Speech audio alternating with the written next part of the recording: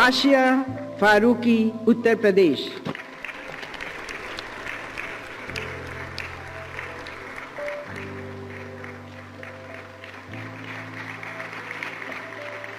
यूं ही नहीं गिरते फूल झोली में, कर्म की शाखा को हिलाना पड़ता है। कुछ नहीं होता कोसने से अंधेरों को, हमें अपने हिस्से का दिया खुद ही जलाना पड़ता है। और सफलता का कभी भी कोई शॉर्टकट नहीं होता। कठिन परिश्रम, मेहनत और ईमानदारी, लगन, डेडिकेशन, यही मंत्र है सफल होने का।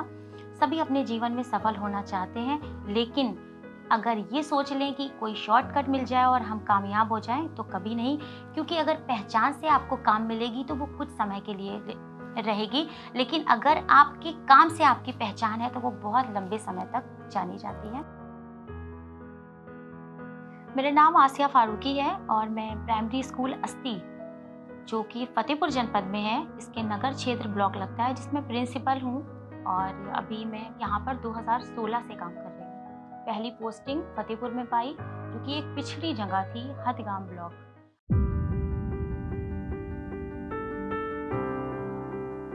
जब मेरी शादी हुई थी तो मैं बीए फर्स्ट ईयर में थी।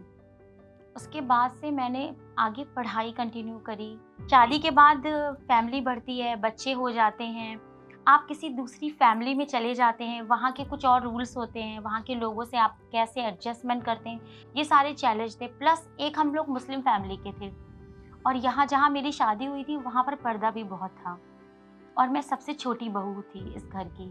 तो मुझे बहुत ज़्यादा सबका लिहाज करना, पर्दे में रहना, तो परमिशन नहीं मिल रही थी मुझे आगे पढ़ाई की, जिसके लिए मैंने बहुत कोशिश किया, कह सकते हैं। बार-बार मैंने ट्राई किया कि नहीं, मेरी पढ़ाई ब्रेक नहीं होनी चाहिए। और अगर एक बार पढ़ाई रुक जाती है, अगर आपने बीए फर्स्ट ईयर करके पढ़ाई आगे कंटिन्यू नहीं किया, तो फिर वो पीछे हो जाते हैं, आप फिर कंटिन्यू हो ही नहीं पाती है। मैं नहीं चाहती थी कि मेरा 1 भी साल ड्रॉप हो, इसके लिए मैंने अपने ससुराल वालों से काफ़ी कन्विंस किया, तब जाकर के मुझे पढ़ाई के लिए परमिशन मिली। और पढ़ाई की परमिशन तो मिल गई, लेकिन इसके बाद ट्रेनिंग में जब मैंने करने के लिए बताया कि मैं ट्रेनिंग करना चाहती हूँ, वो भी बीटीसी ट्रेनिंग करना चाहती हूँ। बीटीसी का रूल होता है 10 से 5। उस टाइम पर मेरी फैमिली भी बढ़ चुकी थी, मेरा बच्चा बहुत छोटा-सा था, 2 महीने का। कैसे मैंने किया वो मुझे पता है, क्योंकि बहुत परेशानियाँ हुई। और हम लोगों के यहाँ नकाब बहुत चलता था, मैंने भी उस नकाब को फ़ॉलो किया। पूरी ट्रेनिंग मैंने नकाब ओढ़ के किया है, छोटा बच्चा लेके। काफ़ी ही स्ट्रगल का दौर था वो, और ये भी नहीं पता था कि ट्रेनिंग के बाद जॉब करने की परमिशन मिलेगी कि नहीं मिलेगी। लेकिन ये था कि हाँ, मन में ये ख़्याल था कि मैं जॉब करूँगी। लेकिन उस टाइम पे हम कह भी नहीं सकते थे। हमने ये बोला कि हम सिर्फ़ ट्रेनिंग इसलिए कर रहे हैं क्योंकि हमें शौक है कि हम ट्रेनिंग करें। यानी मेरी अम्मी और अब्बा दोनों ही टीचिंग लाइन में हैं। इसीलिए मुझे शौक था टीचर बनने का और मेरी किस्मत में भी लिखा था। तो मैंने उस शौक को बहुत स्ट्रगल के बाद, लोगों के ऑब्जेक्शन करने के बावजूद, रोकने के बावजूद, ताने सुनते-सुनते मैंने इसे पूरा किया और अच्छा लगता है। लेकिन जो कुछ बीता है वो काफ़ी जो है, कह सकते हैं कि बहुत प्रेशर वाली लाइफ़ थी उस टाइम की। तब दूसरी तरीके के प्रेशर थे, अब दूसरी तरीके के प्रेशर हैं, क्योंकि लाइफ़ जैसे-जैसे बढ़ती जाती है और ज़्यादा प्रेशर होता जाता है। लगता है कि एक बार जॉब मिल जाए तो फिर सब आसान हो जाएगा, एक बार ये चीज़ हो जाए तो फिर आसान हो जाएगा, लेकिन आसानियाँ नहीं होती। कहते हैं ना, अगर आसानियाँ हो ज़िंदगी दुश्वार हो जाए, तो बहुत सही है, शायर ने कहा है। तो इसलिए मैं नहीं मुझे ऐसा नहीं लगता कि हाँ, स्ट्रगल के बिना भी कोई मज़ा है लाइफ़ में जीने का। चैलेंजेस आते रहते हैं और उन्हें पूरा करना पड़ता है। छोटे बच्चे लेके पढ़ाना, खुद पढ़ना, उन्हें भी पढ़ाना, साथ में उन्हें भी बड़ा करना, ससुराल वालों को भी समझना, आने-जाने वालों को भी देखना, प्लस टाइम से अपने ट्रेनिंग पीरियड में पहुँचना, फिर टीचिंग के लिए बीटीसी में स्कूल्स में भेजा जाता है, दूसरे स्कूल्स में जाके पढ़ाना। सब चीज़ें बहुत टफ़ हो जाती हैं एक लेडीज़ के लिए, जिसको पूरा परिवार, मतलब जो घर में लेडीज़ हो, ख़ास करके बहू हो। अगर बेटी है तो उसको पेरेंट्स सपोर्ट करेंगे, लेकिन अगर बहू है तो उसके साथ एक्सेप्टेशंस बहुत होती है ससुराल वालों की, कि कोई मिलने आया तो पहले बहू उतर के आए। तो ये रहता था उस टाइम पर।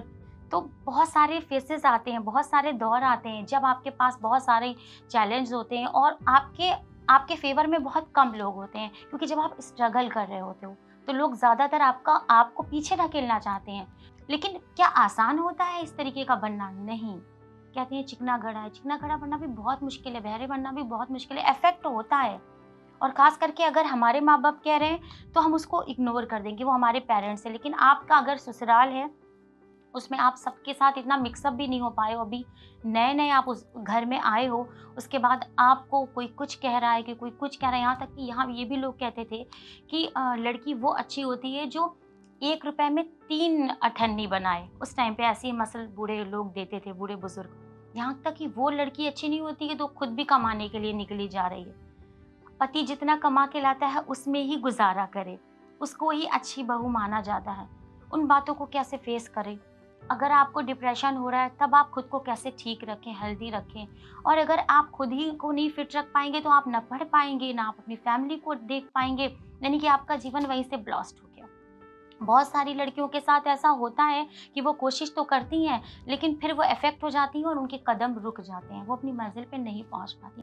लेकिन ऊपर वाले का लाख लाख शुक्र है, एहसान है। और मेरे अम्मी अब्बा जो इस लाइन में थे टीचिंग में, उन्होंने हमेशा मेरा डिप्रेशन दूर किया। ऐसा नहीं कि मुझे नहीं हुआ, मुझे भी बहुत ज़्यादा हुआ है और मैं भी काफ़ी चुप रहने लगी थी और आगे मुझे कुछ दिखाई नहीं देता था कि आगे क्या मंजिल है, मैं कहाँ पहुँचूँगी, कुछ नहीं पता था।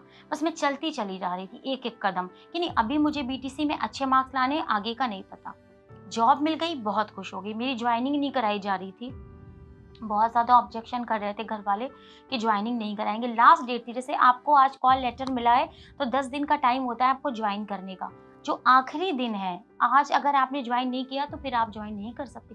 उस दिन मेरी ज्वाइनिंग हुई है, वो भी अम्मी अब्बा को बुलाया गया, वो लेके गए, वो भी बहुत बीहड़ एरिया में हुआ था।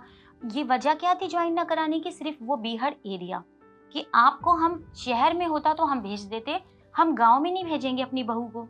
प्लस हमें छोटे बच्चे को लेके जाना था क्योंकि हमारा बच्चा स्कूल जाने के काबिल नहीं था, वो छोटा था, वो हमारे साथ ही जाता था। तो जब हम उस गाँव में खुद जाने के लिए परमिशन नहीं मिल रही तो सोचिए बच्चे के लिए कैसे परमिशन देंगे, वो बीमार हो जाएगा, उसको लेके नहीं जाना, इस तरीके की चीज़ें होने लगी थी। अब कोई एक लड़की है, उसे मतलब आपके पास लेटर आ गया है कि आप ज्वाइनिंग लेटर है कि आपको ज्वाइन करना है 10 दिन के अंदर, और सोचिए उसके ऊपर क्या बीती होगी कि वो ज्वाइन नहीं कराई जा रही है। खुद तो वो जा नहीं सकती इतनी दूर और बिना परमिशन के कैसे जाए। और उस टाइम पर ये लगता था कि शायद आज लास्ट दिन है, नहीं ज्वाइन किया। लेकिन कहते हैं ना, मेरी तो मंजिल यहाँ तक आना था, मुझे लिखा था ऊपर वाले ने कि मैं बेसिक में यहाँ तक पहुँचूंगी। तो वो लास्ट दिन मुझे याद है जब मैं बहुत पूरा नकाब बांध के और कस के ढाटा लगा के ऊपर से लेके नीचे तक काला काला ओढ़ के मैं अपने अब्बा अम्मी के साथ अपने बच्चे को लेके वहाँ जाती हूँ। और जब देखती हूँ कि वहाँ तो जाने का कोई साधन भी नहीं है, वहाँ बस भी नहीं चलती है, ऐसी जगहों पे दिया जाता है। कोई भी ऐसा रूल नहीं है कि लड़कियां हैं तो उन्हें पास का दे दें। अब ज्वाइनिंग हो रही है, रैंडमली आपको जो भी मिलता है आपको वहाँ करना है तो आप ज्वाइन करिए। तो जब हम स्कूल में पहुँचे, जो मेरा पहला दिन था, तो देखते हैं कि कोई माहौल ही नहीं है पढ़ाई का, जो एक स्कूल को होना चाहिए कि वहाँ बच्चे हों, हरियाली हो, अट्रैक्टिव पूरी बिल्डिंग हो, बाउंड्री ऊंची हो, ऐसा कुछ नहीं था। कैसे बताऊं कि क्या स्थिति थी? मतलब कह सकते हैं कि स्कूल नाम का था, वो बस ऐसे प्लेटफॉर्म था जिसमें कोई पानी भर रहा है, जिसमें कोई गेहूं धो रहा है, जिसमें कोई औरतें कपड़े धो रही हैं, जिसमें वो नल पे बच्चों को नहला रही हैं, साड़ियाँ धो के विद्यालय के ग्राउंड में फैलाई हैं, और सिर्फ कटीली झाड़ियाँ, एक भी पेड़ पौधा नहीं था क्योंकि कोई देखभाल वहाँ की करता नहीं था। बच्चे सारे प्राइवेट स्कूल जा चुके थे, अभिभावकों को विद्यालय पे विश्वास नहीं था। अराजकता तो विद्यालय में शाम के टाइम में बसेरा डालते थे और अंधेरा हो जाने के बाद हर गलत काम उस स्कूल में किया जा रहा था। मतलब मैं जिस स्कूल को लेना नहीं चाह रही हूँ, जिस स्कूल को लेने के लिए मेरा मन रो रहा है, मेरी आत्मा कष्ट में है कि मुझे ये विद्यालय मिल रहा है, क्योंकि उस विद्यालय की जो दुर्दशा थी उसकी कहानी पूरे में चर्चित थी। लोग वहां जाने से कांपते थे। वो ऐसी मलिन बस्ती थी जहां पर सिर्फ और सिर्फ गुंडागर्दी चलती थी। मेरे बीआरसी के लोगों ने आपस में बातें की और मैंने वो बातें सुनी। लोग कहते थे, अरे अस्ती में तो किसी ऐसे जेंट्स को जाना चाहिए जो थोड़ा दबंग टाइप का हो, ये लड़की अस्ती में जाकर के कैसे काम कर पाएगी, डराएंगे धमकाएंगे। और वो हुआ, मेरे जाते ही लोगों ने मुझे डराया धमकाया। शराबियों ने मेरे ऊपर बहुत ज्यादा अत्याचार किए, मुझे इतना ज्यादा सुनाते थे, कहते थे ये गवर्नर मायावती है, ये विद्यालय में रह पाएगी, कहीं झूठा प्रार्थना पत्र डीएम के यहाँ भेज रहे हैं, कभी सभासद से झूठी शिकायत पत्र लगा रहे हैं। किस मामले में? कि कोई रसोईया मैं चेंज ना करूं, विद्यालय का माहौल चेंज ना करूं, लोगों का आना जाना ना रोकूं। काम बहुत था और हैंड्स कुछ भी नहीं थे। बिना हैंड्स के एक अकेले टीचर और स्कूल का सब कुछ अस्त व्यस्त, मतलब बहुत बड़ा चैलेंज था, कोई छोटा मोटा चैलेंज नहीं था। पर आज जब मैं खड़े होकर के उस फ्लैशबैक में जाती हूँ तो मुझे लगता है कि कर पाई मैं कैसे, क्योंकि मेरे अंदर हौसला था और मेरे अंदर दृढ़ इच्छा शक्ति थी कि नहीं, मुझे करना ही है। आज इस स्कूल की ये कंडीशन है कि पूरे यूपी में ये बेस्ट स्कूल के रूप में देखा जाता है, और वही कम्युनिटी जो मुझे अपोज करती थी, मुझे उस स्कूल में रुकने नहीं दे रही थी, जो मेरे खिलाफ झूठी शिकायत पत्र तैयार करके इधर उधर डालती थी, वो जो ये चाहती थी कि मैं इस स्कूल से स्थानांतरण ले लूं। देखिए, मेरी शादी मेरे पूरे ग्रुप में सबसे पहले हुई थी।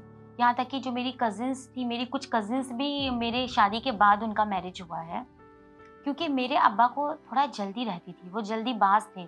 हम 3 बहनें थे और मैं बड़ी थी, तो इसलिए अब्बा ने सबसे पहले मेरी शादी करी, फिर मेरी दोनों बहनों की भी जल्दी ही शादी हुई। शादी का पर्पस ये था कि वो ये चाहते थे कि मेरी सर्विस के रहते मैं अपनी तीनों बेटियों की, और मेरा भाई था छोटा, उसकी भी शादी करके मैं हज पे भी जा सकूं, क्योंकि मुस्लिम्स में तो ज़्यादातर लड़कियां शादी के बाद पढ़ाई कभी कर नहीं पाती हैं। शायद ही कोई हो जो 1 या 2 जिसके अंदर बहुत ज़्यादा जुनून हो वो कर पाए। एक तो पहले से जो समाज में सरकारी स्कूल की, स्पेशली बेसिक स्कूल्स की जो छवि है वो काफ़ी अच्छी नहीं है, पहला रीज़न। दूसरा रीज़न अभिभावक। जो अभिभावक है वो एजुकेटेड नहीं है, अवेयर नहीं है, उन्हें पता ही नहीं है ना कि बेसिक स्कूल्स अब किस लेवल पे काम कर रहे हैं, बेसिक के टीचर अब किस तरीके से ट्रेंड होके आ रहे हैं। हम बार बार उन्हें बता रहे हैं, समझा रहे हैं, तो जो हमारे अभिभावक समझ पा रहे हैं, वो अच्छे अभिभावक भी प्राइवेट स्कूल से नाम कटा के बेसिक स्कूल में लिखवा रहे हैं। ऐसा नहीं है। पहले ऐसा होता था, जब बहुत सारी पॉलिसीज नहीं थी, बहुत सारी ट्रेनिंग्स नहीं लोग करते थे, इतने सारे लर्निंग मटेरियल नहीं प्रोवाइड कराए जा रहे थे, उस टाइम पर ये प्रॉब्लम बहुत ज़्यादा मतलब हाई लेवल पे थी कि बेसिक स्कूल्स में नामांकन नहीं होगा, प्राइवेट में ही लोग जाएंगे। लेकिन अब बिल्कुल ऐसा नहीं है। जब आप सबसे ज़्यादा किसी चीज़ को अपने सपने को अपने खुद की आराम से ऊपर रखेंगे, अपने खुद को नहीं इम्पोर्टेंट देंगे, आपकी नहीं, मुझे आराम मिलना चाहिए, मुझे टाइम से खाना मिलना चाहिए, मेरी सारी ख्वाहिशें पूरा होनी चाहिए, नहीं, लेकिन आप अपने सपने को ऊपर रखेंगे कि नहीं, मैंने जो सपना देखा था वो पूरा होना चाहिए, तो आपके अंदर खुद ब खुद एक जुनून आता है, एक पैशन आ जाता है कि नहीं, ऐसा नहीं हो सकता कि जो मैंने अपने खुद के लिए एक अपना मुकाम सोचा है कि नहीं, मैं एक गवर्नमेंट टीचर बन के रहूँगी, और ऐसी सामान्य लेवल की टीचर नहीं, एक अलग, एक ऐसी शिक्षिका बन के, एक ऐसी टीचर बन के मैं लोगों के सामने आऊँगी कि लोग मुझे एग्जाम्पल के तौर पे लें। और कहते हैं ना, जब हम किसी काम को बोझ समझ के करेंगे तो वो हमें सिर्फ निराशा देगा, हताशा देगा। अगर आप अपने काम से प्यार नहीं करते हैं, आप इसलिए काम करते हैं कि आपको सिर्फ पैसा कमाना है, नौकरी को पैसा कमाने के लिए करते हैं, तो वो अलग होती है। मैंने पैसा कमाने के लिए नौकरी नहीं की। अगर पैसा कमाना होता तो मैं कुछ दिन करके पैसा कमा के मैं अपना बैंक बैलेंस बढ़ा रही होती, खुद का पैसा नहीं लगाती। तो अगर आप ये सोचते हैं कि नौकरी मिल गई है तो बस अब आपको आराम है, आपका अकाउंट में सैलरी आता रहे, आपके बच्चों की ज़रूरतें पूरी होती रहे, तो आप एक सामान्य तरीके से नौकरी कर सकते हैं। लेकिन अगर आप में ये है कि हाँ नहीं, आप जिस काम को कर रहे हैं उस काम को अपने पैशन के रूप में लिया, तो वही काम आपको खुशी देगा, वही काम आपको एनर्जी देगा, वही काम आपको प्रेरणा देगा, उसी काम से आपको मोटिवेशन मिलेगा और आपका पैशन बार बार उसी तरीके से डबल होता जाएगा। मैंने खूब विरोध भी किया उनका, मैंने सबको स्कूल से भी आउट किया, स्कूल को एकदम सेफ और सिर्फ बच्चों के लिए बनाया, बाहरी किसी का कोई दखल नहीं होगा, कोई बिना परमिशन के गेट के अंदर नहीं आएगा, बच्चे छुट्टी से पहले बाहर नहीं जाएंगे, और इसके लिए मुझे चाहिए थे बहुत सारे हैंड्स और इनरोलमेंट बच्चों का। उसके लिए मैंने अपनी एक टीम बनाई, मैंने कुछ लड़कियों और कुछ लड़कियों को जोड़ा और व्हाट्सएप ग्रुप बनाया, उनसे बात की। ये वही लड़के लड़कियां थे जिनके बच्चे हमारे स्कूल में पढ़ते थे। पहले तो बच्चे नहीं थे, बच्चों को एडमिशन के लिए हमने लगातार 3 महीने अभिभावक से डोर टू डोर संपर्क किया, उनके नंबर लिए, बार बार उनको बुलाते थे, स्कूल में गोष्ठी करते थे, उनकी काउंसलिंग करते थे। भले ही उनके बच्चे प्राइवेट स्कूल जाते थे, पर हम ऐसी एक्टिविटी के लिए उन्हें बुलाते थे। कुछ भी स्कूल में नया करते थे तो उन्हें इन्वाइट करते थे, कार्ड भेजते थे, चिट्ठी भेजते थे अभिभावकों के घर। हर हफ्ते एक चिट्ठी अभिभावक के घर जाती थी कि आज आपको विद्यालय में आमंत्रित किया गया। हम उनसे बातचीत करते थे, उनसे मिलते थे, संपर्क बनाते थे। तो फिर धीरे धीरे जब उनके बच्चे उस स्कूल से कट के हमारे स्कूल आने लगे तो हमें बच्चे मिलने लगे। जब हमें बच्चे मिलने लगे तो उनकी फैमिली से जब हम जुड़े तो हमें वॉलंटियर मिलने लगे। वॉलंटियर कौन थे? ये वही भाई-बहन जिनके बच्चे हमारे स्कूल में पढ़ते थे। पहले शुरू में 1 लड़की को रखा, फिर बच्चे बढ़े तो 2 लड़की, 3 लड़की, 4 लड़की, ऐसे अब 4-5 गर्ल्स जो हमारे साथ वॉलंटियर के तौर पे स्कूल में बच्चों की शिक्षा में, बच्चों की एजुकेशन में, उनको खेल खिलाने के लिए, उनको उनकी देखभाल के लिए, उनको घर से स्कूल लाने के लिए और उनको कॉल्स करने के लिए। क्योंकि इतने बच्चे हैं, अगर हमें अभिभावकों को कॉल करनी है तो उसमें ही हमें 2 घंटे का समय लग जाएगा। तो हमने सबको अलग-अलग काम बाँटे कि तुम्हारा ये काम है, तुम्हारा ये काम है, तुम क्लास 1 की इंचार्ज हो, तुम क्लास 2 की जितना तुम्हें समय मिले। धीरे-धीरे उन लड़कियों को पहले मन नहीं लगता था। पहले उन्हें भी प्रॉब्लम्स होती थी कि बच्चे इतने कैसे सँभाले भाई, अपने घरों में तो कोई ये सब करता नहीं है। लेकिन अब ये कंडीशन है कि कोई बच्ची 4 साल से है लगातार, कोई 3 साल से है, कोई 6 साल से है। वो स्कूल में रच बस गई हैं, घुल गई हैं मेरे साथ और एज़ ए फैमिली मेंबर की तरह वो मेरे साथ सपोर्ट करती हैं, मेरे हैंड्स हैं। मेरे अंदर और ज़्यादा जुनून आया कि मैं और अच्छे से काम करूँ और बेस्ट करूँ। तब मैंने और कुछ ऐसे नवाचार किए और नई-नई टेक्निक्स सोची बच्चों को पढ़ाने के लिए।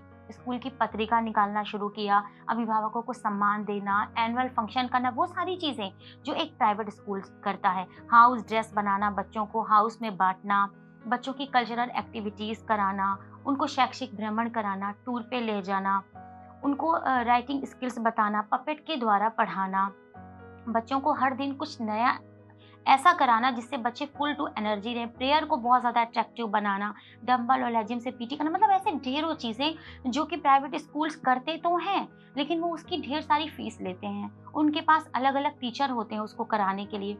वो सब कुछ एक प्रिंसिपल के ऊपर नहीं हो पाता है पॉसिबल, लेकिन हमने इसको पॉसिबल करने की ठानी और करके दिखाया। देखिए सबसे पहले 2020 या 2019-20 में मुझे राज्य अध्यापक पुरस्कार मिला है, जो कि किसी भी जनपद से एक बेस्ट टीचर को मिलता है, जो कि उत्तर प्रदेश सरकार के द्वारा मिलता है और ये हमारे माननीय मुख्यमंत्री जी योगी आदित्यनाथ जी के द्वारा मुझे मिला। तो उसके बाद मेरे काम में और ज़्यादा इम्प्रूवमेंट हुआ और गति आई और स्पीड आई और 2023 में मुझे राष्ट्रपति से सम्मानित होने का अवसर मिला। पूरे यूपी से किसी एक को ये अवार्ड मिलता है हर साल और ये टीचिंग लाइन का सबसे बड़ा अवार्ड है। इसके बाद कोई अवार्ड नहीं है। तो उसमें आपका यही है कि अगर आपने सच में काम किया है, बच्चों के हक में किया है, आपको पूरा अपने ऊपर कॉन्फिडेंस है, आपको अपने काम के बारे में पूरी नॉलेज है, आप बता सकते हैं, तो फिर ये अवार्ड आपके हाथ में है। और जिस टाइम पर मुझे इस अवार्ड की इन्फॉर्मेशन मिली, मुझे पता चला, तो मैं बहुत ज़्यादा एकदम सरप्राइज़ हो गई, क्योंकि बिल्कुल रिज़ल्ट आने में बस ये था कि आज या कल में रिज़ल्ट आएगा। टॉप 3 में थी मैं, 2 और थे, उनमें से किसी एक का ही होना था। तो 2 जेंट्स थे हमारे साथ और मैं लेडीज़ में मैं थी जो फाइनल इंटरव्यू हुआ था। और बहुत ज़्यादा खुश हो गए सारे लोग, एकदम सरप्राइज़ हो गए। अम्मी-अब्बा बहुत खुश हो गए, उन्होंने बहुत दुआ की थी मेरे लिए कि मेरी बेटी बहुत मेहनत करती है और उनकी दुआओं की वजह से ही आज मैं इस अवार्ड तक पहुंच पाई। और जो मेरा बचपन से डेडिकेशन था, क्योंकि मेरे बड़े अब्बा भी पद्मश्री से पुरस्कृत थे और मैं हमेशा देखा करती थी कि उनके बड़े-बड़े फ़ोटोग्राफ्स निकलते हैं न्यूज़पेपर में, तो सपना मैंने कभी देखा था कि मैं भी एक बार अपने देश के राष्ट्रपति से मिल पाऊँ और वो पूरा हुआ। और बहुत ही अमेज़िंग फीलिंग होती है, आपके अंदर एक असीम ऊर्जा का संचार हो जाता है और आप अपने लक्ष्य को और ज़्यादा अच्छे से क्लियर देख पाते हो, अपने विज़न में आप और ज़्यादा डेडिकेटेड हो जाते हो और ज़्यादा आप अपने काम को अच्छे से बेहतर तरीके से करने के लिए रेडी हो जाते हो। 4 सितंबर को जब हम लोग पीएम हाउस गए थे, मोदी सर के साथ हम लोगों की मीटिंग हुई थी, उनसे मिल कर के और ज़्यादा प्राउड फील हो रहा था और उन्होंने हम शिक्षकों को जो गाइडेंस दिया, जो हम लोगों को बताया, उससे बहुत एक कहते हैं ना, एक असीम ऊर्जा, एक बहुत ज़्यादा मतलब प्रेरणा मिलती है कि आप अपने देश के प्रधानमंत्री से मुलाकात कर कुछ सीख पा रहे हो, उनकी बातों को आप अपने अंदर ऑब्जर्व कर पा रहे हो, फिर आप अपने विद्यालय तक उन बातों को कर पा रहे हो।